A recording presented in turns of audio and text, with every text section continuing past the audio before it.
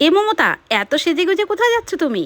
আর বলো না দিদি ভাই, হঠাৎ করে বর্মশাই এসে বললো যে আজকে আমাদের একটা জন্মদিনের নিমন্ত্রণ আছে, সেখানে কিন্তু আমাদের সবাইকে যেতে হবে। তাই আমিও দেখো এখানে কিন্তু ঝটপট রেডি হতে চলে এসেছি। তো আজকে কিন্তু আমি একটা লাল রঙের আনারকলি গ্রাউন পরেছি। কেমন লাগছে এটা অবশ্যই জানিও কিন্তু। আর আজকে অনেকদিন পর তোমাদের সাথে কিন্তু একটা গেট রেডিও শেয়ার করলাম। সুন্দর এই ড্রেসটার সাথে কিন্তু আমি সুন্দর দুটো কানেরও পরে নিলাম। আর এটা কিন্তু নিয়েছিলাম আমরা সুন্দরবন থেকে। তো আমি কিন্তু প্রায় এদিকে রেডি হয়ে গেছি। তো শেষমেশ কিন্তু চশমাটা পরে আমি ফুলফিল রেডি। তো আমাকে দেখতে কেমন লাগছে সেটাই এবার বলো দিদি ভাই। তোমাকে তো খুব সুন্দর লাগছে, যেন লাল পরি। আর এই সুন্দর ড্রেসটা কিন্তু আমি নিয়েছি মিশোর থেকে। কেমন হয়েছে অবশ্যই জানিও। আর ড্রেসটা পরে আমাকে কেমন লাগছে সেটাও কিন্তু অবশ্যই জানিও। আর এটাই হলো আজকের আমার ফাইনাল লুক। তো চলো, আমরা তো সবাই রেডি, এবার গিফট নিয়ে অনুষ্ঠান বাড়ি যাওয়া যাক। ঠিক আছে, সাবধানে যেও আর অনেক মজা করো। তো চলো দিদি ভাইকে টাটা করে তো এদিকে আমরা বার্থডে বাড়িতে পৌঁছে গেলাম। আর বার্থডে বয় কিন্তু এখানে কেক কাটার জন্য রেডি। লাকিলি কিন্তু তখনও কেক কাটা হয়নি, আমরা গেলাম আর তারপরে কিন্তু কেক কাটিং শুরু হলো। দেখতেই পাচ্ছ বার্থডে বয়কে কত খুশি। আর বার্থডে বয়ের বোন তো এখানে